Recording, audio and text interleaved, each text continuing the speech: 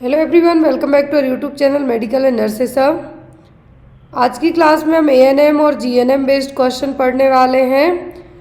जो आपका पेपर है 3 तारीख को, 3 फरवरी को एग्ज़ाम है। राजस्थान में पेपर है जीएनएम वालों का भी, एएनएम वालों का। जिनका ऑफलाइन पेपर होना है वो एमआर बेस्ड आपका पेपर होने वाला है। तो आई होप आप सभी लोग की तैयारी अच्छे से चल रही हो, और जिनकी अभी तक नहीं हुई हो प्लीज़ लास्ट के 3 दिन अच्छे से और पढ़ लीजिएगा। तो यहाँ पर आज के जितने भी क्वेश्चन हैं आपके, मोस्ट ऑफ दी क्वेश्चन, हो सकता है कुछ रिपीटेड क्वेश्चन भी हों, क्योंकि ये पूरा प्रीवियस पेपर है आपके सामने जो पहले हो चुका है एनएचएम के थ्रू। और जिन्होंने अभी तक प्रीवियस पेपर सॉल्व नहीं किए हैं अलग अलग स्टेट वाइज सीएचओ या एनएचएम के अपने 3 तारीख के एग्ज़ाम के लिए, तो वो आप लोग कर लीजिए। वो मैंने चैनल पर ऑलरेडी अपलोड भी कर रखे हैं वीडियो फॉर्मेट में। और अभी आपको 3 तारीख तक के लिए बहुत ही अच्छा सुनहरा मौका भी है कि जिन पेपर्स का चार्जेस 400 था उसको अभी रिसेंट में 250 में कन्वर्ट कर दिया। सेम वही पेपर रहेंगे आपके, बस ओनली चार्ज को डिडक्ट किया गया है। आपके लिए मेरी तरफ से छोटा सा ये कह सकते हैं आप गिफ्ट हो सकता है कि आपकी तैयारी में कुछ हेल्प हो जाए।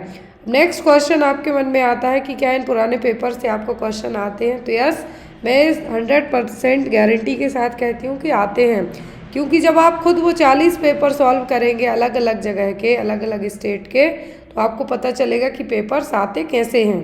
क्लियर है? तो आपको जो भी डाउट रह जाते हैं तो आप वो भी पूछ सकते हैं। और यदि आपको लगता है कि आपको ये पेपर, अभी आप जीएनएम का बस पेपर दे रहे हैं, तो क्या आपको जब नेक्स्ट मंथ जो मार्च में पेपर है उसमें हेल्प करेंगे? बिल्कुल करेंगे पेपर, क्योंकि उसमें सीएचओ और एनएचएम के दोनों मिला के 40 पेपर होंगे और 13 सीरीज़ होंगी, जिसका चार्ज है ओनली 250 रुपीज़, जिसमें आपके 4000 से ज़्यादा क्वेश्चन तो पेपर से बस कवर होंगे। और जो साथ में सीरीज़ है 13 सीरीज़, उनसे आपके क्वेश्चंस अलग रहेंगे, जिसमें मोस्टली गायनेक और कम्युनिटी के क्वेश्चन ऐड हैं। तो जो भी लोग इन सीरीज़ और इन पेपर्स को लेना चाहता है मेरे व्हाट्सएप नंबर पे कांटेक्ट करके ले सकता है। अब बात करेंगे हम एएनएम वालों के लिए। तो एएनएम वालों के लिए भी जो पेपर्स अवेलेबल थे उनका चार्ज भी डिडक्ट किया गया है, जिसमें आपके 20 से ज़्यादा पेपर हैं, 23 से ज़्यादा पेपर हैं एएनएम वालों के। तो उसमें भी आपको अभी रिसेंट में ओनली 150 रुपीज़ चार्ज पे करना होगा। और ये सभी चार्जेस और जो भी आपको डिटेल चाहिए हो वो मेरे व्हाट्सएप नंबर पे मिल जाएगी, जो आपको यहाँ पे शो हो रहा है। चलिए आज की क्लास को हम स्टार्ट करते हैं। इंडिया में है जो कहा गया which is the cause of less absorption iron in the body. तो भारत में ही है, जो यहाँ पे भारत को ही क्यों यूज़ किया गया है, इंडिया को क्यों लिया गया है कि आयरन आप खाते हैं लेकिन आपकी बॉडी एब्जॉर्ब नहीं कर पाती। किस कारण से? भोजन के साथ चाय लेना, taking tea with food, taking only vegetarian food, taking wheat daily, taking the rice daily. India में लोगों की आदत होती है कि नाश्ता हो नहीं पाया, साथ में भाई चाय लेके आओ। और आयरन का जो सबसे अच्छा एब्जॉर्प्शन का तरीका होता है वो ये होता है कि आप जब भी आयरन की टैबलेट्स लेते हैं तो आपको विटामिन सी लेना है या फिर खट्टे फलों का जूस लेना है, ना कि कोई भी मीठी चीज़, दूध या फिर दही लेना है। लेकिन इंडिया में आदत होती है कि आपने डिनर किया चाय पियोगे, सुबह ब्रेकफास्ट किया चाय पियोगे, और हो सकता है किसी टाइम पे आपने अपनी टैबलेट भी ले ली। तो यहाँ पर आयरन के एब्जॉर्प्शन में ये जो मेन है, जो बाधा बनेगा वो क्या होगा? Taking tea with food. Next one is, किस विटामिन को रक्त स्त्राव रोधी विटामिन के रूप में जाना जाता है? Which vitamin is also known as the anti hemorrhagic vitamin. तो एंटी हेमरेजिक विटामिन कौन सा है? ऑप्शन दिए गए हैं यहाँ पे, vitamin A, vitamin B, vitamin E या फिर विटामिन के। रक्त स्त्राव रोधी विटामिन या फिर एंटी हेमरेजिक विटामिन कौन सा है? तो वो कहलाएगा आपका विटामिन के या फिर विटामिन के। विटामिन के है जो at the time of birth भी बच्चों में दिया जाता है, ताकि बच्चों को हेमरेज और ब्लीडिंग से प्रिवेंट किया जा सके। यदि बच्चा 1 kg से कम वेट का हुआ है तो हाफ डोज 0.5 करेंगे, फुल वेट में है तो 1 mg। तो यहाँ पर जो रक्त स्त्राव रोधी विटामिन है, एंटी हेमरेजिक विटामिन है, वो क्या? Vitamin E. Anti sterility vitamin पूछेंगे तो आपको कहना है विटामिन ई। फिर आपके विजन के लिए पूछें तो vitamin A. Next one is, देखिए मैंने अभी जस्ट बात की और यहाँ पे क्वेश्चन भी आ गया। बांझपन किस विटामिन की कमी से होता है? The sterility occurs vitamin deficiency. तो स्टेरिलिटी किस विटामिन की कमी से होगी? विटामिन डी, ए, ई या फिर बी। विटामिन डी की कमी से बड़ों में होता है ऑस्टियोमलेशिया और बच्चों में होगा रिकेट्स। विटामिन ए से होगी आँखों की प्रॉब्लम और विटामिन ई को कहेंगे हम एंटी स्टेरिलिटी विटामिन या फिर स्टेरिलिटी मतलब बांझपन देखने को मिलेगा। Next one is vitamin D की कमी से कौन सा रोग होता है? Which disease is caused by the deficiency of vitamin D? Pellagra तो नियासिन की कमी से होगा, बेरी बीवन की से होगा, ऑस्टियोमलेशिया होगा विटामिन डी की कमी से, नाइट ब्लाइंडनेस होगा विटामिन ए की कमी से और रतौंधी। तो यहाँ पर आपका आंसर भी क्या होगा? ऑस्टियोमलेशिया। क्या है? ऑस्टियोमलेशिया। नेक्स्ट वन इज 6 माह बाद शिशु का पूरक आहार शुरू करने के लिए एएनएम को माँ को क्या सिखाना चाहिए? What should ANM teach mother for starting the supplementary food of the baby after 6 months? तो बच्चा जब 6 महीने का हो जाए तब आप क्या सिखाएंगे माँ को? कम से कम 2 साल तक स्तनपान जारी रखें। Continue breast feeding for at least 2 years। स्तनपान बंद करें। Discontinue the breast feeding. तला हुआ भोजन पूरक के रूप में शुरू करें। Start supplementary food with the fried food. कच्चे भोजन से शुरू करें। Start with the raw food start करेंगे। हो सकता है बच्चा एलर्जिक हो जाए या फिर बच्चे का पेट गड़बड़ हो जाए। तो यहाँ पर जब बच्चा यहाँ पर सप्लीमेंट्री फूड के लिए बात की जाती है तो ऐसा नहीं है कि जब आप अपने बच्चे को सप्लीमेंट्री फूड, कॉम्प्लीमेंट्री फूड या फिर वीएनिंग स्टार्ट करते हैं तो बच्चे का ब्रेस्ट फीड तुरंत 6 महीने से ही छुड़ा दें। ऐसे केस में आप कह सकते हैं कि आप एटलीस्ट 2 साल तक बच्चे को ब्रेस्ट फीड कराइए। किसके साथ में? सप्लीमेंट्री फूड के साथ में। जो वीएनिंग कॉम्प्लीमेंट्री फूड है स्टार्ट कब किए जाते हैं? जब बच्चा पूरे 6 महीने का हो जाए तब, लेकिन उसके साथ में आपको ब्रेस्ट फीड भी कराना है। तो जब आपने 6 महीने के बाद 6 महीने तक बच्चे को ओनली ब्रेस्ट मिल्क पिलाया तो वो सिचुएशन कहलाएगी exclusive breast feeding, that means only breast milk. Next is 5 साल से कम उम्र के बच्चों के लिए पोषण का क्या महत्व है? What is the importance of nutrition for the children under the age of 5? यदि बच्चों की उम्र 5 साल से कम है तो उनमें पोषण का महत्व क्या है? Rapid growth and development of child can not take the junk food, it will affect the economy, it is dependent on mother. 5 साल से कम उम्र में बच्चों में पोषण का क्या महत्व है? तो इकोनॉमी तो इफेक्ट नहीं होगी। जंक फूड है जो बच्चे के लिए आपको क्या कहना है? नहीं देना है। पोषण के बारे में न्यूट्रिशन की बात की जा रही है तो योगा क्योंकि ये क्यों ज़रूरी है? क्योंकि इस एज में स्पेशली 5 साल तक की बच्चे का ब्रेन तो डेवलप होता ही होता है, साथ में बच्चों की फास्ट ग्रोथ भी होती है। इसीलिए शुरू के 5 साल तक बच्चों को अच्छी न्यूट्रिशन की ज़रूरत है। तो यहाँ पर न्यूट्रिशन की क्या इम्पोर्टेंस है? बच्चे की तेज़ी से वृद्धि और विकास के लिए rapid growth and development of child. Next one is anthropometry survey में एएनएम को क्या करना चाहिए? What ANM should do in the anthropometry survey? तो एंथ्रोपोमेट्री सर्वे में एक एएनएम को क्या करना चाहिए? भौतिक मापन लें, टेक द फिजिकल मेजरमेंट। बुद्धि लब्धि का मापन करें, टेक द इंटेलिजेंसी क्वांटेंट। आर्थिक सर्वेक्षण लें, टेक द इकोनॉमिक सर्वे। सामाजिक स्थिति को मापें। तो एंथ्रोपोमेट्री मेजरमेंट में क्या आता है? बच्चे का हाइट, हेल्थ, वेट, बच्चे का जो MUAC है, चेस्ट सर्कमफेरेंस है, सर्कमफेरेंस है, ये सब आएगा। तो यहाँ पे ना तो IQ लेवल आप चेक करना, ना इकोनॉमिक सर्वे है, ना ही सोशल स्टेटस है। यहाँ पर बच्चे का फिजिकल मेजरमेंट आप चेक करेंगे। क्या करेंगे? फिजिकल मेजरमेंट है जो चेक करेंगे। नेक्स्ट वन इज एएनएम को व्यक्तिगत स्वच्छता क्यों सीखनी चाहिए? Why ANM should learn the personal hygiene? तो एक एएनएम को पर्सनल हाइजीन क्यों सीखनी है? बीमार व्यक्ति की स्वच्छता का ख्याल रखने के लिए, to take care the hygiene of sick person, to care the healthy person, to groom her himself, या फिर टू मेंटेन एसेप्टिक टेक्निक। तो यहाँ पर एक एएनएम वर्कर को है जो पर्सनल हाइजीन के बारे में क्यों सीखना है? ताकि आप सिक पर्सन की क्या कर सकें? केयर कर सकें, बीमार व्यक्ति की स्वच्छता का ख्याल रखने के लिए। नेक्स्ट वन इज उदर के कौन से भाग हैं? उदर मतलब stomach. Which are the parts of the stomach? Option में fundus back pylorus, fundus body pylorus, apex body pylorus, fundus body pile. तो जो स्टमक है इसके पार्ट कौन कौन से हैं? फंडस होगा, बॉडी होगा, पाइलोरिस होगा। क्या है? Funds, body, pile. मानव शरीर में कौन सा अंग एंजाइम लाइपेज उत्पन्न करता है? तो कौन सा अंग है जो which organ is human body produce the enzyme lipase? Lipase का प्रोडक्शन है जो कौन करेगा? ऑप्शन में है यहाँ पर लिवर, गॉल ब्लैडर, लंग्स। तो लाइपेज का प्रोडक्शन कौन करेगा? लाइपेज का प्रोडक्शन है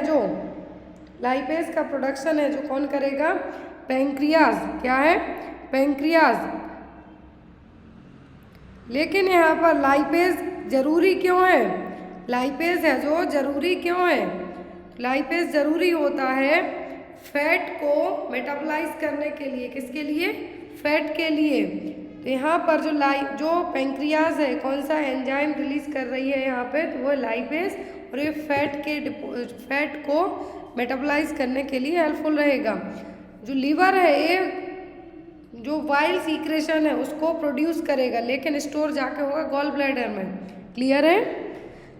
नेक्स्ट इज फेफड़ों की बाहरी आवरण परत को क्या परत है उसको क्या कहेंगे हम? What is called the covering of outer layer of lungs? तो लंग्स की जो आउटर लेयर है वो क्या कहलाएगी? प्लूरा, म्यूकस मेम्ब्रेन, ब्रोंकाई या फिर ब्रोंक्यूल्स। तो ब्रोंकाई, फिर जो और टिनी पार्ट होंगे वो कहलाएंगे ब्रोंक्यूल्स, और जो लंग्स की कवरिंग है वो क्या कहलाती है? प्लूरा। क्या है? प्लूरा। प्लूरा जो क्या कहेंगे हम? लंग्स की लेयर को। प्लूरल डिफ्यूजन मतलब जब फ्लूइड वगैरह इकट्ठा होगा, तो ऐसे ही लंग्स की लेयर क्या है? कवरिंग लेयर, वो है pleura. Next one is the mastication is. What is mastication? Act of chewing, act of digestion, act of गल्पिंग, act of eliminating. तो यहाँ पर जो मास्टिकेशन की प्रोसेस है, क्या है? मास्टिकेशन की प्रोसेस का मतलब होगा चबाना। क्या? चबाना। जो आपके जबड़े हैं क्या करते? मास्टिकेशन प्रोसेस में हेल्प करेंगे। Next is which health education should be given to prevent the urinary tract infection? मूत्र पथ संक्रमण या फिर यूटीआई को रोकने के लिए कौन सी हेल्थ एजुकेशन दी जाएगी? Hold the urine as much as possible, ये करने को कभी भी एडवाइज नहीं किया जाता है। Next, do not wash the private part. आप प्राइवेट पार्ट आपको वॉश करने हैं ताकि आपको इन्फेक्शन ना हो।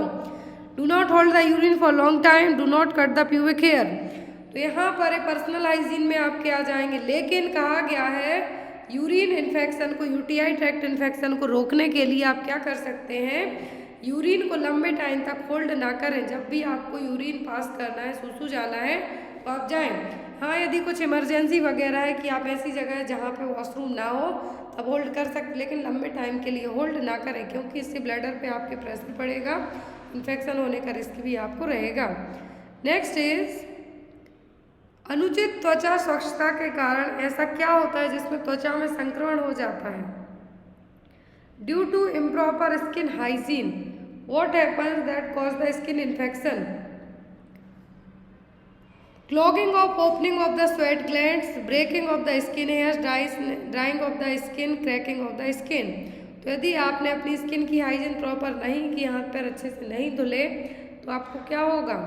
आपकी जो स्वेट ग्लैंड्स हैं जो पसीना बाहर निकालती हैं वो क्या हो जाएंगी? क्लॉग हो जाएंगी, मतलब बंद हो जाएंगी। जाम, वहाँ पे क्या होगा? पसीना भर जाएगा, जिसके कारण वो क्या होंगी? जाम हो जाएगा, और जो स्वेट आपकी बॉडी से बाहर निकल रहा है वो नहीं निकल पाएगा, तो यहाँ पर स्किन इन्फेक्शन को कॉज करेगा। तो अब यहाँ पर स्किन इन्फेक्शन के लिए आपको क्या है जिससे आप हो सकता है? तो वो clogging of opening of the sweat gland, पसीने की ग्रंथियों के छिद्रों का बंद या फिर जाम हो जाना। नेक्स्ट इज निम्नलिखित में से कौन मानसिक रूप से स्वस्थ व्यक्ति की विशेषताओं में से एक है? Which of the following is one of the characteristics of the mentally healthy person? तो इनमें से मेंटल हेल्दी पर्सन की क्या निशानी है, क्या लक्षण है? Use of more defence mechanism, living in the past constantly, neglecting on limitation, good friendship and relationship. तो एक हेल्दी पर्सन के बीच में, हेल्दी पर्सन की विशेषताओं में क्या होगा? तो ज़्यादा डिफेंस मैकेनिज्म कोई भी हेल्दी होता है वो नहीं अपनाएगा कि अपने आप को ब्लेम करे, दूसरों को ब्लेम करे, या फिर पास्ट में, अतीत में लंबे टाइम तक रहना, अपनी ज़रूरतों को, अपनी उम्मीदों को लेके क्या करना? निगलेक्ट करना। तो ये सब जो मेंटल हेल्थ है इसकी निशानी नहीं, लेकिन अच्छी दोस्ती, अच्छे रिलेशनशिप मतलब पर्सन क्या है? Mentally health.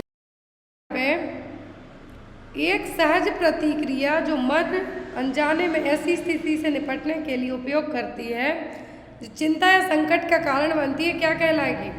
What is the innate response that the mind unconsciously used to cope with situation that cause anxiety or distress? It's called. तो ऐसी सिचुएशन जब आपका जो अनकॉन्शियस माइंड है उसको कोई भी आपके सामने इस तरीके का डर है, ऐसी स्थिति है कि आपका जो अनकॉन्शियस माइंड है क्या है, काम करता है, उस डर से निपटने में आपकी हेल्प करेगा। तो ये क्या है? Defence mechanism, stress management, flight response या फिर सुपर ईगो, ये कहलाएगा आपका डिफेंस मैकेनिज्म। क्या है? Defence mechanism. डिफेंस मैकेनिज्म बहुत सारे टाइप की होती हैं, तो आपको एग्जाम में आ सकती हैं। नेक्स्ट इज गलत समायोजन की विशेषताएं। What are the characteristics of the maladjustment? तो माल एडजस्टमेंट की यहाँ पर क्या विशेषताएं हैं?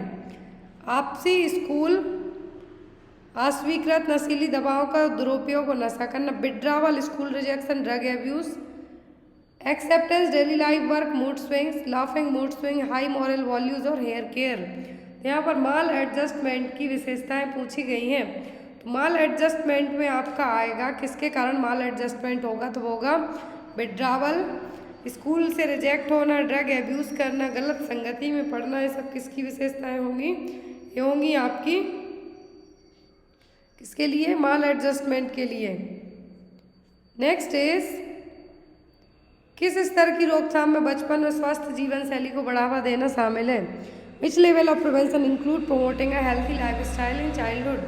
टर्सरी में, सेकेंडरी में, प्राइमरी में कि प्रीमोडियल में? तो ये आपकी आएगा प्राथमिक में और प्राइमरी में। नेक्स्ट इज निम्नलिखित में से किस चरण को संचारण के चैनल को अवरुद्ध करने का चरण माना जा सकता है? From the following which step can be considered as the step of blocking the channel of transmission? तो कौन से स्टेप के लिए यहाँ पे क्या कंसिडर किया जाएगा कि कोई भी ट्रांसमिशन है या फिर उसको रोका जा सकता है? Improving the standard of food hygiene, notification of the disease, surveillance of the disease या lab test of the sick person.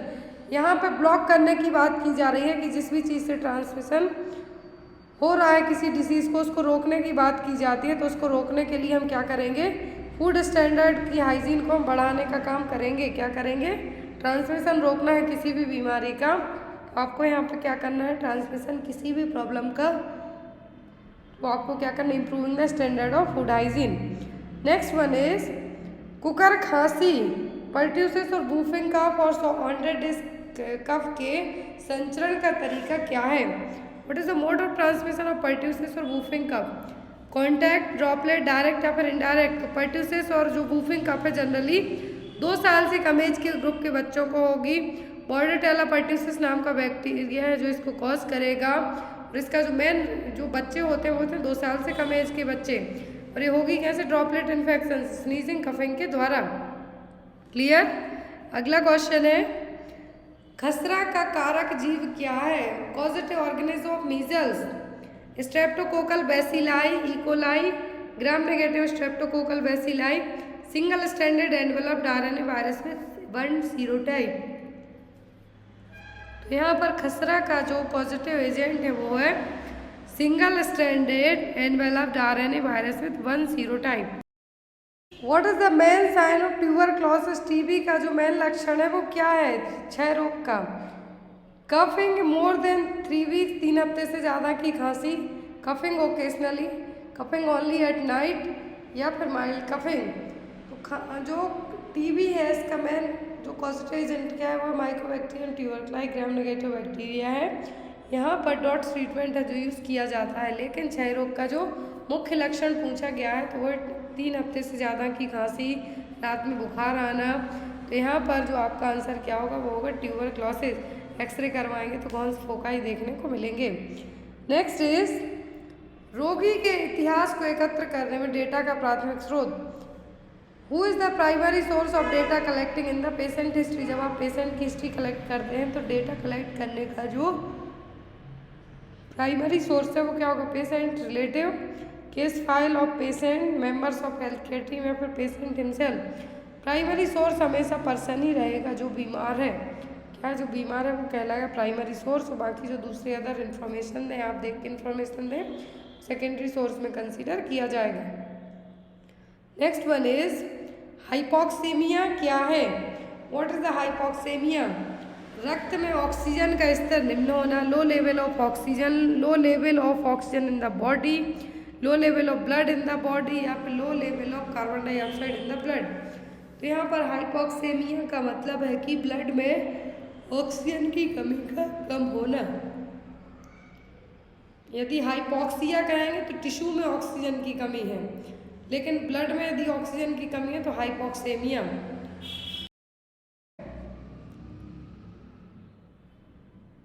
For assessing the lung sound during physical examination which method is used?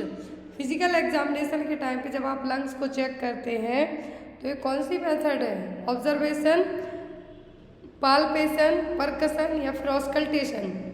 यहाँ पर ये method आपकी कहलाएगी auscultation, क्योंकि आप lungs के sound को सुनने का काम कर रहे हैं। क्या कर रहे हैं? लंग्स के साउंड को सुनने का काम कर रहे हैं। तो यहाँ पर आपका आंसर क्या होगा? ऑस्कल्टेशन। नेक्स्ट इज पेट की शारीरिक जांच के दौरान एक नर्स कैसे पहचानेगी कि पेट में तरल पदार्थ या गैस या ठोस भरा है? During physical examination of abdomen, how a nurse would identify whether it is filled with fluid और गैस और सॉलिड? ऑब्जर्वेशन से, ऑस्कल्टेशन से, listening the sound bye years या फिर परकशन से? ऑब्जर्वेशन से पर्सन को आप देखेंगे, ऑस्कल्टेशन से साउंड वगैरह सुनेंगे आप, लेकिन जो आपका ऑर्गन आपको देखना है कि ये गैस बन रही है पेट में, कि पर्सन के पेट में फ्लूइड भरा है, कि गैस है कि सॉलिड है। तो ये कैसे पता चलेगा? परकशन से। किससे? By the percussion. Next is कमजोर स्पर्श द्वारा मालूम करने में मुश्किल नाड़ी को क्या कहेंगे? What is the weak difficult to palpate pulse called? जो पल्स वीक है और पाल्पेट करना डिफिकल्ट है वो कौन सी कहलाएगी? इर्रेगुलर, थ्रेडी, बाइजेमिनल या फिर डाइक्रोटिक? और तो यहाँ पर जो आंसर होगा कमजोर है, बहुत ज़्यादा पाल्पेट करना मुश्किल है, तो वो कहलाएगी थ्रेडी पल्स। कौन सी? थ्रेडी पल्स। नेक्स्ट इज निम्नलिखित में से कौन सा गर्भपात का सेक्यूला है? इनफर्टिलिटी, हेमरेज, यूट्राइन परफोरेशन या फिर सर्वाइकल इंजरी? तो यहाँ पर सेक्यूला की बात की जा रही है अबॉर्शन के, मिसकैरेज के, वो होगा यहाँ पर हेमरेज और ब्लीडिंग। क्या है? ब्लीडिंग। नेक्स्ट इज उस स्थिति के लिए किस शब्दावली का प्रयोग किया जाता है जहाँ रोगी को लेटते समय सांस लेने में कठिनाई महसूस होगी? What is the terminology that is used when the person is lying down and feels the breathless? यहाँ पर वो होगी आपकी ऑर्थोपनिया। क्या है? ऑर्थोपनिया। डिस्निया में तो ब्रीदिंग डिफिकल्टी, ऑर्थोपनिया में लेटने में दिक्कत होना, स्लीप एपनिया में सोने में आप जब खर्राटे लेंगे वो एपनिया का मतलब है सेसेशन ऑफ ब्रीदिंग, सांसों का रुकना ही। तो यहाँ पर एपनिया, स्लीप एपनिया, ऑर्थोपनिया, लेटने में जब आपको सांस लेने में दिक्कत होगी वो कहलाएगा ऑर्थोपनिया। डिस्निया का मतलब होता है ब्रीदिंग डिफिकल्टी। नेक्स्ट इज संक्रामक रोग से ग्रसित रोगी द्वारा कमरे या भवन को खाली करने के बाद कीटाणु रहित करना क्या कहलाएगा? What is the disinfection of building after it has been vacated by a patient who has contagious disease?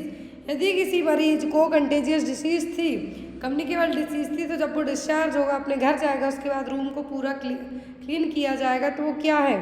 Disinfection है, टर्मिनल डिसइंफेक्शन है, एसेप्सिस है कि एसेप्टिक टेक्निक है? यदि किसी पर्सन का डिस्चार्ज हो गया तब उसके रूम को क्लीन किया जाता है तो ये कहलाएगा टर्मिनल डिसइंफेक्शन। क्या है? Terminal disinfection. Next one is भ्रूण के जीवनक्षम होने से पहले गर्भावस्था की समाप्ति को क्या कहा जाता है? Termination of pregnancy before fetus become viable is called. तो टर्मिनेशन ऑफ प्रेगनेंसी जब फीटस वायबल मतलब जिंदा रहने की हालत में नहीं है, मतलब बिफोर वायबल स्टेज में है, वो क्या कहलाएगा? इम्प्लांटेशन, अबॉर्शन, ओव्यूलेशन या फिर लेबर। लेबर की तो जो प्रोसेस होगी जब बच्चा बाहर आएगा उस टाइम पे। ओव्यूलेशन का मतलब है कि जो oogenesis की प्रोसेस है उसमें एग का रिलीज होना। इम्प्लांटेशन का मतलब है कि बच्चे का फर्टिलाइजेशन होने के बाद ओवम स्पर्म मिल गए, उसके बाद फर्टिलाइजेशन हुआ फैलोपियन ट्यूब में, और उस फैलोपियन ट्यूब के बाद यूट्रस में जाके वो क्या होंगे, जमेंगे, इम्प्लांटेशन होगा जहाँ पर ग्रोथ होगी। लेकिन यहाँ पे कहा है कि बिफोर वायबल जो टर्मिनेट हो जाए प्रेगनेंसी, वो क्या कहलाएगी, अबॉर्शन और गर्भपात। नेक्स्ट इज NIPI की गाइडलाइन के अनुसार गर्भावस्था के दौरान आयरन की गोलियां किस महीने से शुरू की जाती हैं?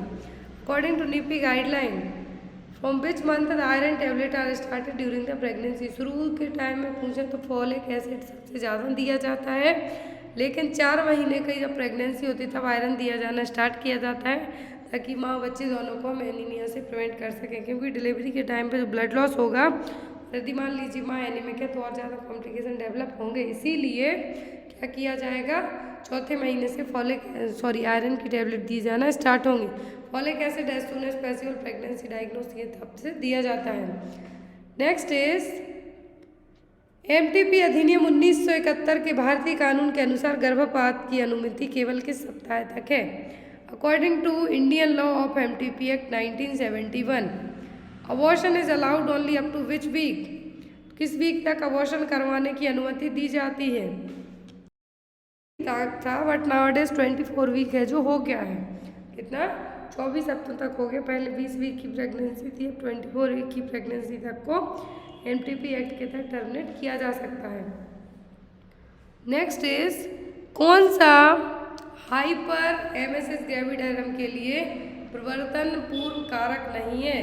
विच is not the predisposing factor for hyperemesis gravidarum. Predisposing का मतलब है कि जो प्रेगनेंसी नोजिया वॉमिटिंग होती है उसको और बढ़ावा देने का काम कौन करेगा? Multiple pregnancy, primipara, first trimester या फिर माल न्यूट्रिशन। तो जो hyperemesis gravidarum pregnancy with nausea vomiting होती है वो जनरली फर्स्ट ट्राइमेस्टर में ही रहती है। प्रीमी फर्स्ट टाइम प्रेगनेंसी उसमें ज़्यादा देखने को मिलेंगी, मल्टीपल प्रेगनेंसी तो उसमें देखने को मिलेंगी, लेकिन कुपोषण में देखने को नहीं मिलेगी। इसमें कुपोषण और जो माल न्यूट्रिशन है उसमें देखने को नहीं मिलेगी।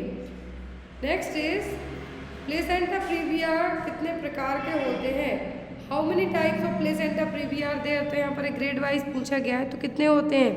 1 2 3 4 प्लेसेंटा प्रीविया होता है जनरली 4 टाइप का, फर्स्ट ग्रेड, सेकंड, थर्ड है जो ग्रेड में। जब प्लेसेंटा क्या होगा, जो सेंटर पार्ट की जगह है जो सीधा सर्वाइकल उसको कवर कर लेगा तब। नेक्स्ट इज प्रसव के दौरान संक्रमण को रोकने के लिए कितने क्लीन्स की जांच करनी पड़ती है? How many cleans have to be checked in order to prevent infection during the labour? Labour के टाइम पे इन्फेक्शन को रोकने के लिए जो क्लीन्स अपनाए जाते हैं वो होते हैं टोटल 7 क्लीन्स। कितने? 7 क्लीन्स। अपगार स्कोर 4 to 6 को नवजात में क्या माना जाता है? Apgar score of 4 to 6 is considered as what is the newborn. तो अपगार स्कोर 8 से ज़्यादा होती है मतलब बच्चा फुली हेल्दी है, फुली हेल्दी है। 10 तक मैक्सिमम स्कोरिंग होती है। यदि 4 से 6 दे दी मतलब कि बच्चा क्या है, माइल्ड डिप्रेस है। कितना? माइल्ड डिप्रेस है। क्लियर है? माइल्ड मॉडरेट सीवियर होगा तो यहाँ पे 4 से 6 मतलब क्या है, माइल्डली डिप्रेस्ड और हल्का तनाव है। नेक्स्ट इज नवजात शिशु के शरीर का तापमान बनाए रखने के लिए क्या प्रोत्साहन करना चाहिए? In order to maintain body temperature of newborn what has to be encouraged? Skin to skin contact with mother, putting baby to rubber seat, keeping the baby near window, putting baby near the cold walls. Window cold walls में लपेटेंगे rubber seat में तो बच्चे को ठंडक लगेगी। और जो हाइपोथर्मिया से बचाने का काम करने की बात की जा रही है तो वो होगा स्किन टू स्किन कॉन्टैक्ट से। इसको हम कंगारू मदर केयर कहेंगे, तो वो यहाँ पे आप दे सकते हैं। नेक्स्ट इज प्रसव के दौरान कीटाणु रहित उपकरणों और गर्भनाल बंधन का उपयोग करके नवजात शिशु में किस रोग को रोका जाता है? Which disease can be prevented in the newborn by using sterilised instrument and chord ties during the delivery? तो डिलीवरी के टाइम पर कॉर्ड को टाई कर दिया जाता है। आफ्टर डिलीवरी और बिफोर डिलीवरी इंस्ट्रूमेंट स्टरलाइज किए जाते हैं। तो यहाँ पर किससे प्रिवेंट करने के लिए प्रिवेंट होगा यहाँ पर प्रिवेंट होगा क्या? टिटनस। क्या होगा? टिटनस। न्यूनेट्रम के थ्रू कंजक्टिवाइटिस होगा। यहाँ पर टिटनस को प्रिवेंट करने के लिए पूरे इंस्ट्रूमेंट को स्टरलाइज करके रखा जाएगा। निम्नलिखित में से किसे गर्भधारण का सकारात्मक संकेत माना जाता है? Out of the following which is considered as the positive sign of pregnancy, तो इनमें से पॉजिटिव साइन ऑफ प्रेगनेंसी कौन सा है? Fetal movement, changes of the uterus, breast change, morning sickness.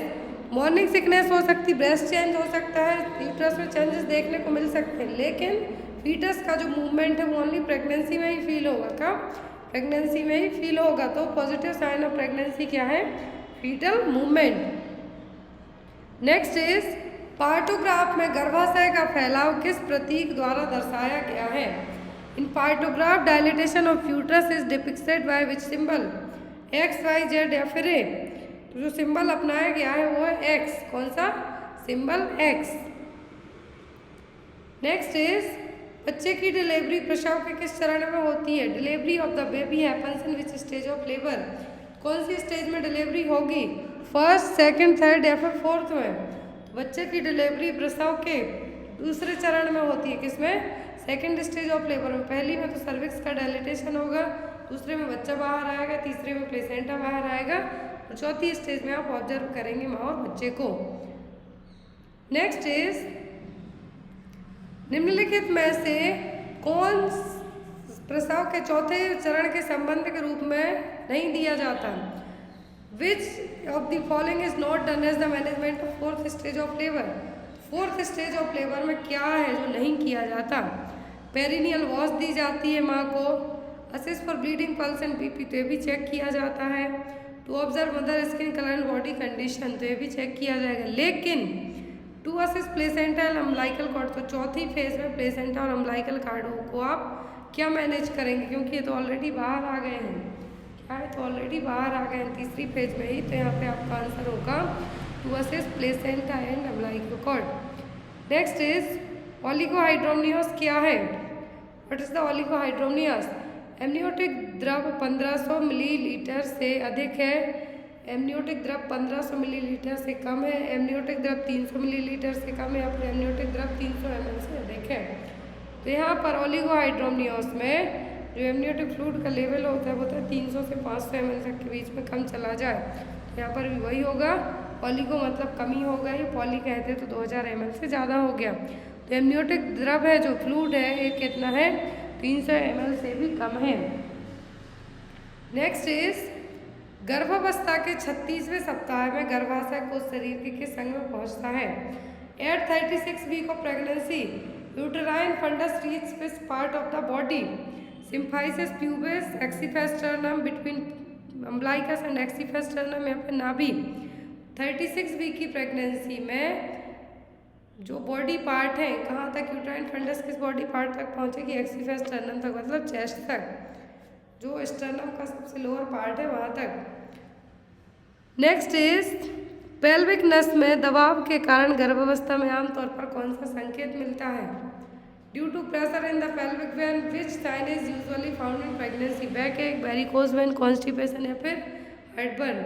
जो साइन देखने को मिलता है वो होगा वेरिकोज वेन। क्या है? Varicose vein. Next is placenta पूरी तरह से किस सप्ताह में बनता है? 6, 8, 10 या फिर 12? क्वेश्चन है at which week placenta is completely form? तो प्लेसेंटा जनरली बनता है कब? 12 सप्ताह में।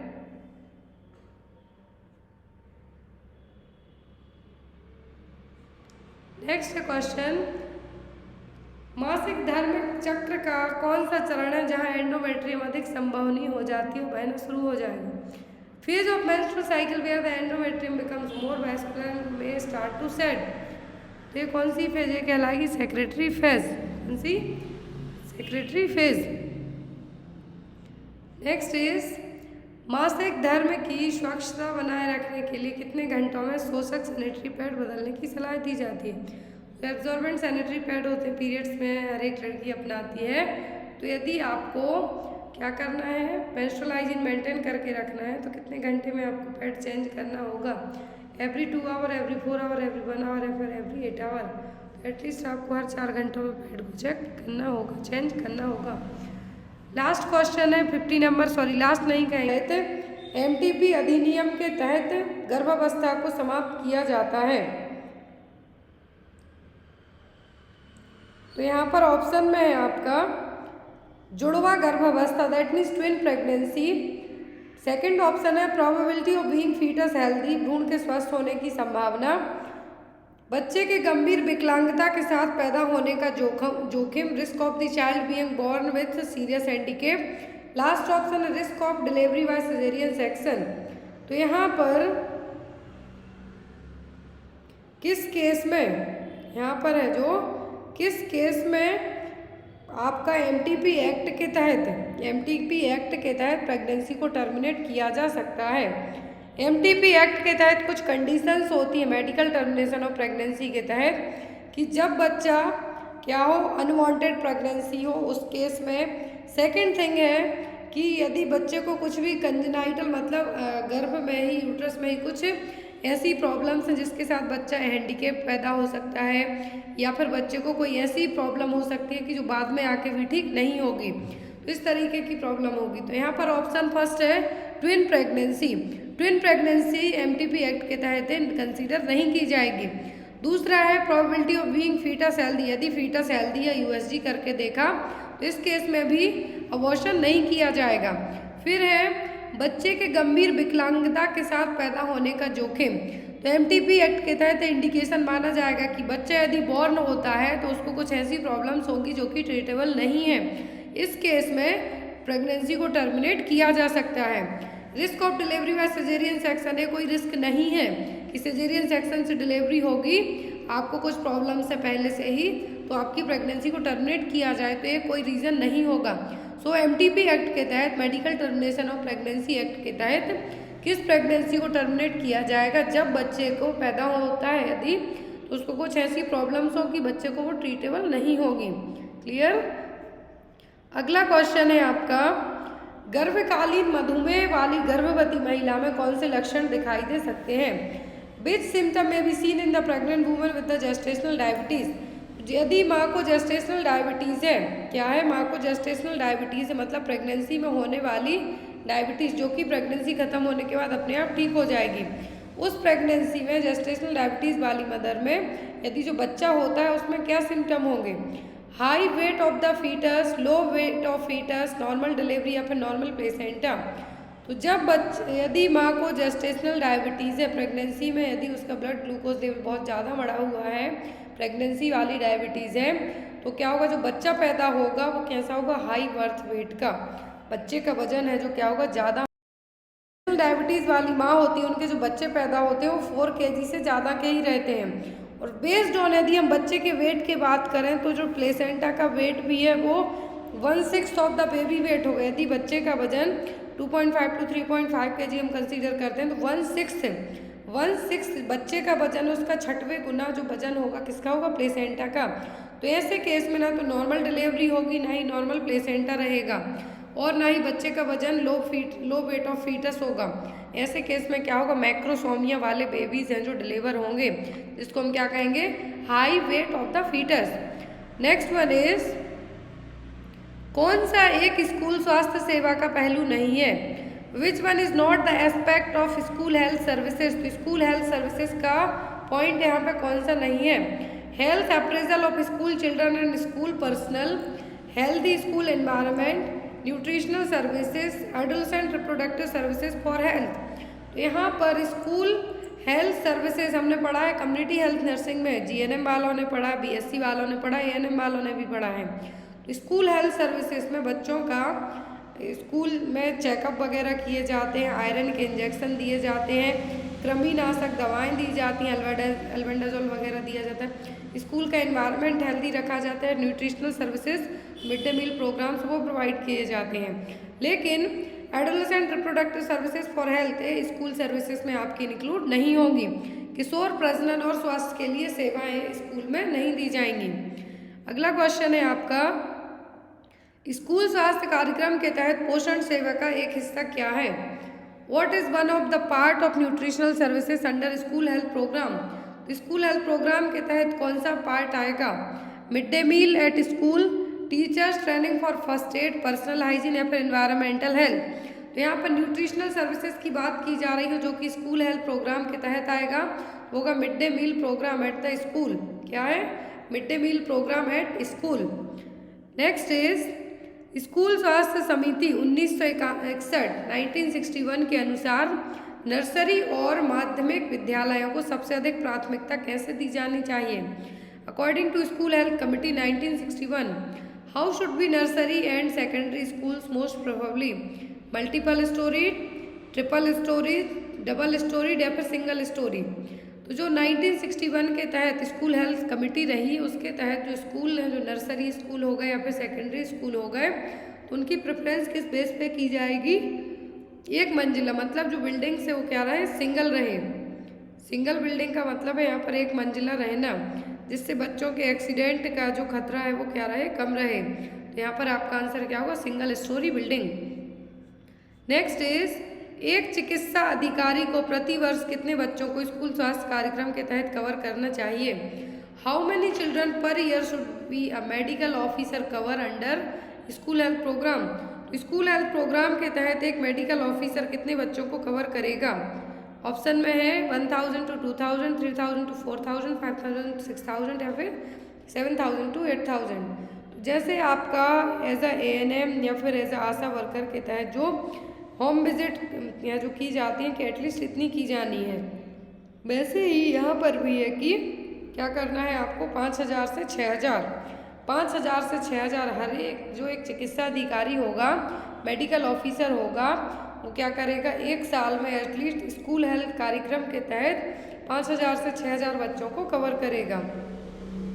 नेक्स्ट इज स्तनपान के प्रति जागरूकता पैदा करने के लिए स्तनपान सप्ताह कब मनाया जाता है? ब्रेस्ट फीडिंग वीक की बात की जा रही है। एवरी ईयर जो अवेयरनेस क्रिएट करते हैं ब्रेस्ट फीडिंग को लेके, ब्रेस्ट फीडिंग वीक कब मनाते हैं? First week of May, fourth week of May, first week of August या फिर fourth week of August. Malaria month कहें तो जून है। यदि आपको पूछते हैं स्तनपान के लिए, ब्रेस्ट फीडिंग के लिए, तो वो होगा अगस्त का पहला week. First week of August से जो ब्रेस्ट फीडिंग के प्रति जागरूकता, मतलब ब्रेस्ट फीडिंग कराने से माँ को क्या लाभ है, बच्चे को क्या लाभ है, सोसाइटी को क्या लाभ है, वो सभी चीज़ें यहाँ पे आपकी आएंगी। नेक्स्ट वन इज जब शिशु बिना किसी अतिरिक्त भोजन या पेय के केवल माँ का दूध प्राप्त करता है, यहाँ तक कि पानी भी नहीं, तो किस शब्द का प्रयोग किया जाता है? एक टर्म पूछा गया है, what is the term used when the infant only receives breast milk without any additional food or drink, not even the water? तो ये क्या कहलाएगा? Extreme breast feeding, exclusive breast feeding, early breast feeding या फिर none of these. तो यदि जब बच्चा ओनली माँ का मिल्क बस पीता है, इवन पानी भी नहीं पिएगा, वो कहलाएगा एक्सक्लूसिव ब्रेस्ट फीडिंग। और एक्सक्लूसिव ब्रेस्ट फीडिंग की एज होती है 6 मंथ तक, कितना? 6 महीने तक। आप इसके 6 महीने के बाद जब बच्चा हो जाए, ब्रेस्ट मिल्क कंटिन्यू कर सकते हैं, ब्रेस्ट फीड करा सकते हैं 2 साल की एज तक, लेकिन उसके साथ में आप खाना पीना भी खिला सकते हैं। वो प्रोसेस कहलाएगी आपकी वीनिंग। अगला क्वेश्चन है आपको, स्तनपान के फायदों में से कौन सा नहीं है? Which is not one of the advantage of breast feeding. Breast feeding का एडवांटेज कौन सा नहीं है? Health bonding and development, health delay a new pregnancy, cost more than artificial feeding, protect against the infection. तो advantage पूछे हैं breast feeding के, तो ब्रेस्ट फीडिंग बॉन्ड डेवलप करेगा माँ बच्चे के बीच में, न्यू प्रेगनेंसी को डिले करने में भी हेल्प करेगा। एक ऐसे लैक्टेशनल एमनोरिया मेथड, जब बच्चा एक्सक्लूसिव ब्रेस्ट फीडिंग पे होगा तब वो क्या करेगा, एज अ कॉन्ट्रासेप्टिव की तरफ जो LAM मेथड है वो काम करेगी। और जो कॉस्ट है यहाँ पे बिल्कुल चीप होती है as compare to artificial feeding. Honest protect against infection. तो यस, माँ के दूध में ऐसे इम्यूनोग्लोबुलिन रहेंगे जो बच्चे को इन्फेक्शन से प्रोटेक्ट करेंगे, बार बार डायरिया वगैरह नहीं होगा जो बच्चे ब्रेस्ट मिल्क पीते हैं as compare to bottle feed के। तो यहाँ पर जो ऑप्शन होगा वो होगा ऑप्शन नंबर सी, कृत्रिम पोषण से अधिक महंगा। ऐसा नहीं है, ब्रेस्ट मिल्क है सबसे चीप है, ना आपको बॉटल्स खरीदनी है, ना उनको वॉश करना है, कुछ भी नहीं करना है, सीधा फीड कराना है। तो क्या होगा यहाँ पर, बहुत ही चीप मेथड है और नेचुरल मेथड है। नेक्स्ट वन इज निम्नलिखित में से बच्चे को स्तनपान के लिए रखने का कौन सा तरीका उपयुक्त है? From following which is the appropriate method of holding the baby for breast feeding? Hold only neck, hold babies lower part, hold baby in upright position, या फिर पूरे शरीर को सहारा देकर बच्चे को पकड़ें। तो यहाँ पर है कि बच्चे को जब आप ब्रेस्ट फीड कराते हैं तो एक मेथड होती है कि गोदी में लिटा के, गोदी में लिटा के और बच्चे को पूरी बॉडी को सपोर्ट करके, स्पेशली हेड को। तो यहाँ पर आपका आंसर क्या होगा? Hold baby giving support to whole body. बच्चे को इस तरीके से पकड़ना है कि उसकी पूरी बॉडी पे सपोर्ट रहे। क्लियर? एक और क्वेश्चन आपको आता है कि जो भी माएँ अपने बच्चे को ब्रेस्ट फीड कराती हैं तो लेट के कराने के लिए मना क्यों किया जाता है? तो लेटने, लाइंग डाउन जो पोजीशन अपनाई जाती है उसमें यदि इनकेस माँ की नींद लग जाती है, बच्चे ने ब्रेस्ट को छोड़ दिया दूध पीते पीते, तो इनकेस जो ब्रेस्ट मिल्क बच्चे के कान में जा सकता है। कहाँ पर? बच्चे के कान में जा सकता है वो ब्रेस्ट मिल्क, और जिसके कारण बच्चे को ओटाइटिस मीडिया या फिर ओटाइटिस इंटरना की प्रॉब्लम होगी, मतलब कान में इन्फेक्शन होने का डर बना रहेगा। इसीलिए जो लेटने वाली मेथड है उसको अवॉइड करने के लिए कहा जाता है। नेक्स्ट इज सिरिंज का वह भाग जहाँ सुई सिरिंज के साथ फिट होती है। The part of the syringe where the needle fits with the syringe, nozzle, barrel, piston या फिर स्टाइलेट। तो जहाँ पे मेडिसिन भरी जाती है, जो सिरिंज के पार्ट होते हैं, क्या है? सिरिंज के पार्ट होते हैं, तो उनमें से कौन सा पार्ट है जिसमें क्या है? जो सुई है सिरिंज के साथ अटैच होगी, तो वो पार्ट क्या कहलाएगा? वो कहलाता है नोजल। क्या है? नोजल। और जो प्लंगर है, क्या है? जिसको हम प्लंगर कहेंगे, जिससे आप पीछे की तरफ खींचेंगे। बैरल, जहाँ पे मेडिकेशन भरी जाएगी, जहाँ पे मेडिकेशन रहेगी 5 ml 10 ml की सिरिंज, वो पार्ट कहलाता है barrel. Next is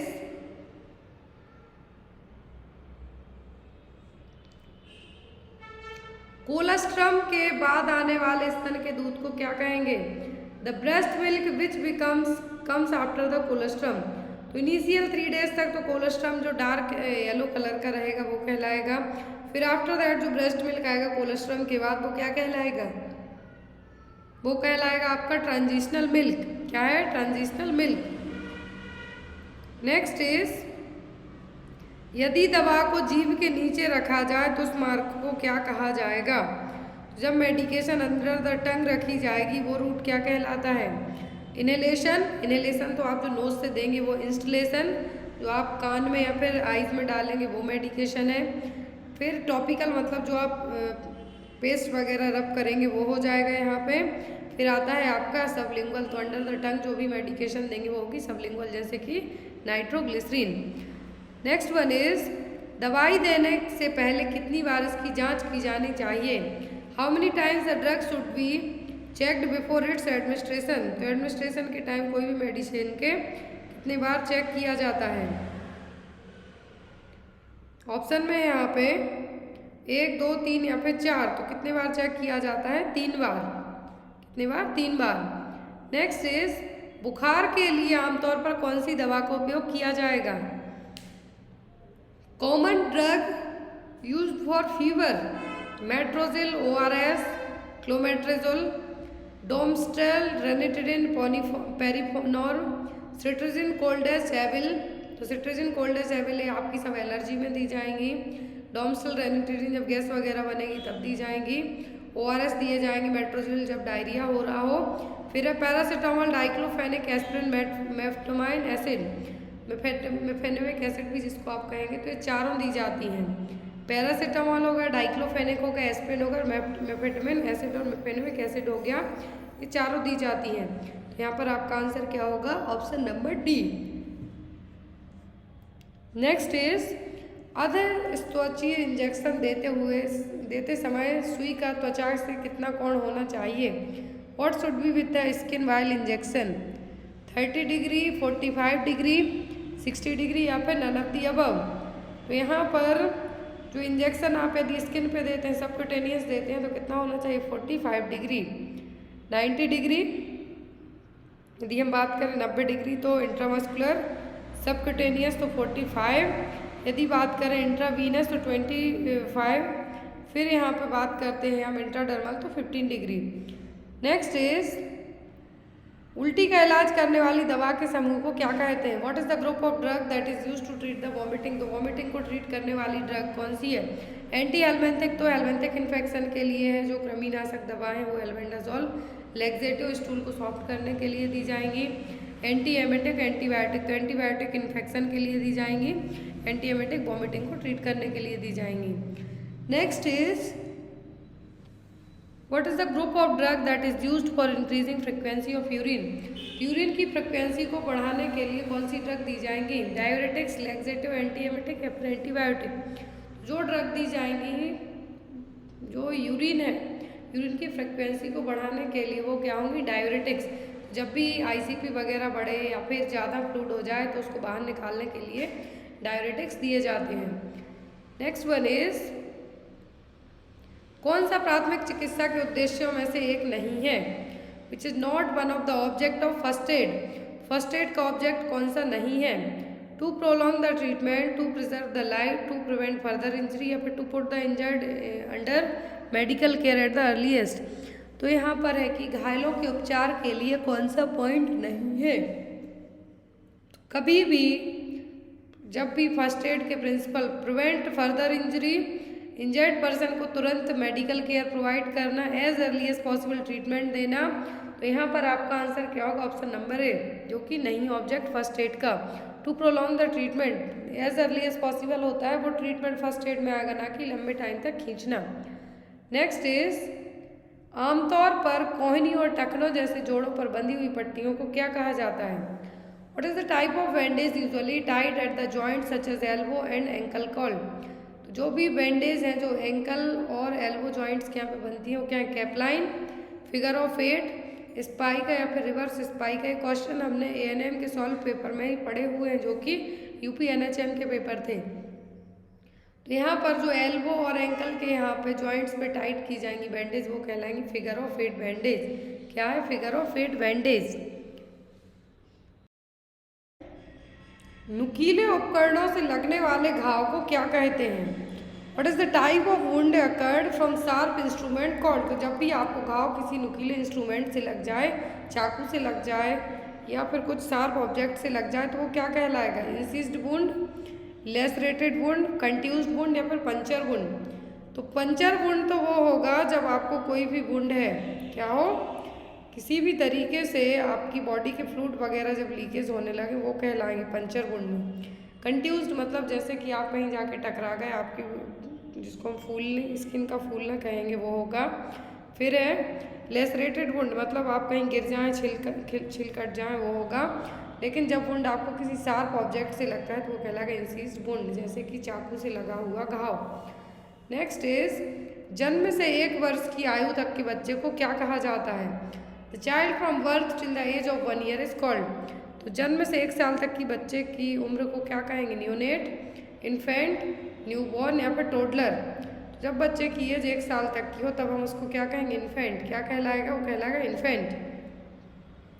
next one is बच्चे को डूबने से बचाने के लिए घर पर क्या करना चाहिए। What should be done at home to prevent drowning of child? बच्चे को डूबने से बचाने के लिए आप क्या करेंगे, सभी जल भंडारण स्थानों को कसकर बंद रखें। Keep tightly close all the water storage place, keep open the water tank of home, allow child to play in deep bathtub, keep all the vessels full of water near child. तो आपको बच्चे को डूबने से बचाना है तो आपको क्या करना है, वाटर टैंक को बंद करके रखना है, डीप बाथटब में खेलने से रोकना है बच्चे को, फुल बच्चे के पास में वाटर जो टैंक वेसल्स हैं उनको भर के नहीं रखना है। तो यहाँ पर आपका आंसर क्या होगा, keep tightly close all the water storage place. जहाँ पे भी पानी भरा हुआ हो, टंकी वगैरह हो, बकेट्स, तो बच्चे से दूर रखनी है, उनको क्लोज करके रखना है। नेक्स्ट इज एक और क्वेश्चन आता है, डूबने के कारण डेथ किस चीज़ से होती है, वो होती है एस्फेक्सिया के कारण। नेक्स्ट इज रूल ऑफ 9 के अनुसार प्राइवेट पार्ट को कितना प्रतिशत आवंटित किया जाता है। According to rule of 9 what is the percentage allotted to private area. Private part यदि बर्न हो जाए तो क्या कहेंगे, प्राइवेट पार्ट का मतलब जेनाइटल ऑर्गन बर्न होते हैं तो कितना परसेंट कंसीडर होगा, 1, 9, 18 या फिर 36। तो अकॉर्डिंग टू रूल ऑफ 9 के 1% पार्ट को जब जेनाइटल एरिया बर्न होगा तो उसको क्या कंसीडर किया जाएगा, 1%। नेक्स्ट इज कौन सा कारक बच्चे की वृद्धि और विकास में महत्वपूर्ण भूमिका नहीं निभाता है। Which factor does not play an important role in the growth and development of child. Heredity, environment, nutrition, ये तीनों चीज़ें महत्वपूर्ण भूमिका निभाएंगी। फादर की हेल्थ का बच्चे के ग्रोथ एंड डेवलपमेंट से उतना डायरेक्ट कनेक्शन नहीं होगा। हेरिडिटी होगी, यदि पिता की हाइट ज़्यादा है तो बच्चे की होगी। इन्वायरमेंट इफेक्ट करेगा, न्यूट्रिशन किस तरीके से खाता पीता है वो होगा, लेकिन फादर की हेल्थ का बच्चे के ग्रोथ डेवलपमेंट में कोई कनेक्शन नहीं है। नेक्स्ट वन इज, बच्चे में अग्र फॉन्टेनल कब बंद होता है? Anterior fontanelle close in the child. सबसे पहले पोस्टीरियर ऑक्सीपिटल बंद होता है, फिर होगा यहाँ पे एंटीरियर, जो कि कब होगा? 6 to 8 वीक में, 6 to 8 मंथ, 12 to 18 मंथ या फिर 12 to 18 वीक्स। तो एंटीरियर फॉन्टेनल क्लोज होते हैं जनरली 12 to 18 मंथ में, 12 से 18 महीने की एज में। पोस्टीरियर पूछें तो एज अर्ली एज पॉसिबल और 3 वीक के बच्चे में। नेक्स्ट इज, आमतौर पर किस उम्र के एक बच्चे का वजन 3 से 3.5 किलोग्राम होता है और उसकी ऊंचाई 48 से 50 सेंटीमीटर। 3 to 3.5 kg वेट होगा और हाइट होगी कितनी? 48 to 50 centimetre. 1 month, 3 month, 5 month या फिर 7 मंथ में? तो होगा 1 मंथ के बच्चे में। कितना? 1 मंथ के बच्चे में कि उसका वजन है जो 3 से 3.5 किलो के बीच में हो, height 48 to 50 centimetre. Generally Indian babies का बर्थ वेट कंसीडर किया जाता है मोर देन 2.5 kg और हाइट होती है 45 सेंटीमीटर। तो यहाँ पर थोड़ा बहुत बढ़ के क्या होगी? 48 to 50 सेंटीमीटर। नेक्स्ट इज, आंत और मूत्राशय प्रशिक्षण के लिए उपयुक्त आयु। Appropriate age for bowel and bladder training, मतलब सुसु पोटी की जो ट्रेनिंग है बच्चे को किस एज में दी जानी चाहिए? 6 month, 1 year, 1 to 1.5 year, 1 to 2 year या फिर 2 to 3 ईयर। तो बच्चे में जो यूरिन और पोटी जाने की ट्रेनिंग है दी जाएगी। बाउल ब्लैडर कंट्रोल की ट्रेनिंग होगी 2 से 3 साल में। कब? जब बच्चे की उम्र 2 से 3 साल हो जाए तब। नेक्स्ट वन इज, एरिक्सन के अनुसार किस उम्र में बच्चों में शर्म और संदेह पैदा हो जाता है? अकॉर्डिंग टू साइकोसेक्सुअल डेवलपमेंट पढ़ा है एरिक्सन का, हमने एरिक्सन का। बच्चे में डाउट डेवलप कब होगा? 1 to 3 ईयर, 3 to 6, 6 to 12 या फिर 12 to 18 ईयर्स।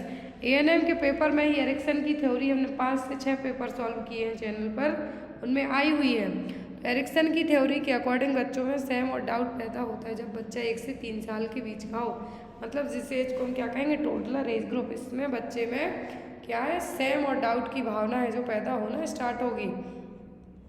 नेक्स्ट इज, किस उम्र में बच्चे में अहंकार का विकास होगा? Ego centricity develop in the child. किस एज में बच्चा ईगो सेंट्रिक होगा? 1 to 3 ईयर, 3 to 6, 6 to 12 या फिर 12 to 18। बच्चे के कुछ भी बोल दो तो उसके ईगो पे बात बन जाए, वो किस एज में होगा? ये होता है जनरली एडोलेसेंट एज ग्रुप में, किशोर अवस्था में। और ये उम्र कितनी है यहाँ पे? 12 से 18 साल। अकॉर्डिंग टू WHO के तो 10 से 19 साल है। यदि हम क्वेश्चन में बात करें तो बच्चों में पूछा ईगो सेंट्रिक बिहेवियर कब डेवलप होगा? 12 से 18 साल में। निम्नलिखित में से कौन स्वास्थ्य का व्यवहारिक निर्धारक है? Which of the following is the behavioural determinant of the health? तो बिहेवियरल डिटर्मिनेंट कौन सा है हेल्थ का? हेरिडिटी, एजुकेशन, एयर पोल्यूशन या फिर स्मोकिंग? तो हेरिडिटी तो आपकी क्या हो गई? जेनेटिक्स में आ गई। एजुकेशन हो गए, एयर पोल्यूशन हो गए, बिहेवियर में नहीं आएंगे, वो आएगा स्मोकिंग, सिगरेट, शराब आपके बिहेवियरल डिटर्मिनेंट में आएंगे, मतलब जिनको आप बदल सकते हैं। नेक्स्ट इज, निम्नलिखित में से कौन स्वास्थ्य निर्धारक के रूप में स्वास्थ्य देखभाल वितरण प्रणाली का पहलू है? Which of the following is the aspect of the health care delivery system as health determinant? Ineffective law and order, not following traffic rules, illiteracy, primary health care. तो यहाँ पर स्वास्थ्य देखभाल का पहला पहलू क्या है? तो वो होगी आपकी प्राइमरी हेल्थ केयर। क्या है? Primary health care.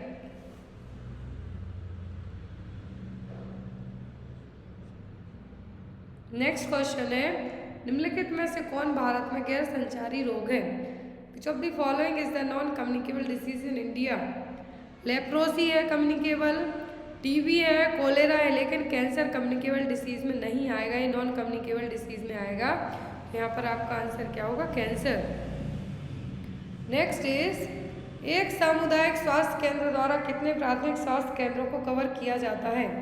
How many PSC are covered by 1 community health centre? तो एक CHC 4 से 6 PSC को कवर करेगा। तो यहाँ पर लेकिन मिनिमल को हमने इसलिए लिया क्योंकि जो पहाड़ी वगैरह इलाके हैं वहाँ पे कम जो PSC रहेंगे, इसलिए। तो एक जो CHC है इसमें कितने PSC होंगे? 4।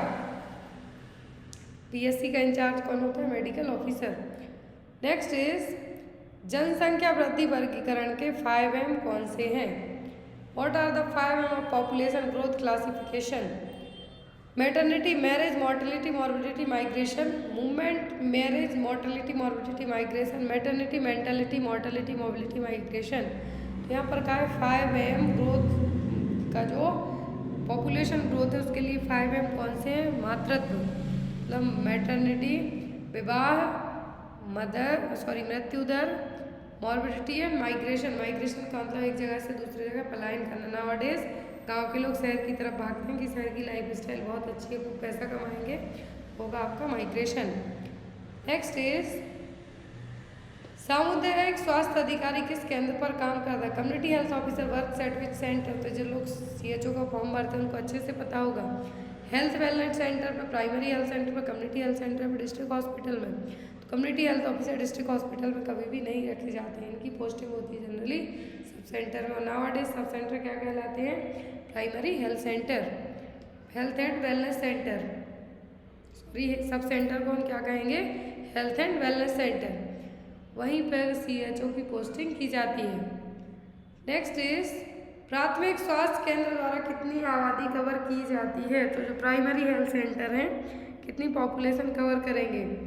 तो 30,000, 20,000 से 30,000 तक। 20,000 जो हिली पहाड़ी इलाके हैं, 30,000 जो नॉर्मल एरिया है उनके लिए।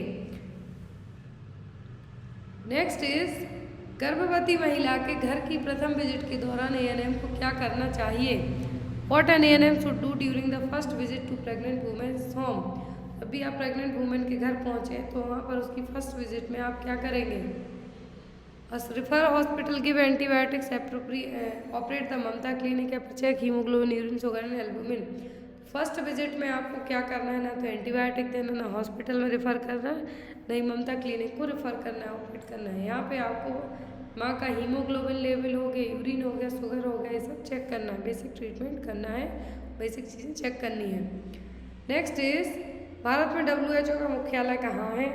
Headquarter of WHO in India, तो सबको पता है न्यू दिल्ली में। कहाँ पे? न्यू दिल्ली में। नेक्स्ट इज यूनिसेफ द्वारा मातृ एवं शिशु स्वास्थ्य देखभाल के लिए कौन सा कार्यक्रम बनाया गया है? UNICEF created a programme for mother and child health care, गोवी, FFF, ICDS, MCH या फिर UNFPA। जो प्रोग्राम लाया गया है जो यूनिसेफ के द्वारा मातृ एवं शिशु देखभाल के लिए, वो है गोभी का FFF। गोभी कैंपेन एग्जाम में आया है, कई बार आया है। हमें आपकी खाने वाली गोभी नहीं है। ये growth monitoring, oral rehydration therapy, breast feeding and immunisation. अब इसमें जो 3F है, female education, family spacing and food supplement. 3F का मतलब पूछ सकते हैं, फीमेल एजुकेशन, फैमिली स्पेसिंग और फूड सप्लीमेंट। तो यहाँ पर जो गोभी कैंपेन यूनिसेफ लाया था, तो इसके थ्रू किसके लिए लाया गया था? गोभी कैंपेन मैटरनल और जो होने वाला बच्चा है उसकी हेल्थ के लिए। नेक्स्ट इज निम्नलिखित में से कौन सा संगठन दुनिया में लोगों की शिक्षा के लिए काम कर रहा है? Which of the following organisation is working for people's education in world? कौन सा ऑर्गेनाइजेशन है? यूनिसेफ है, डेनिडा है, यूनेस्को है कि रेड क्रॉस है? तो जो लोगों की पढ़ाई के लिए काम करता है वो है यूनेस्को। क्या है? यूनेस्को।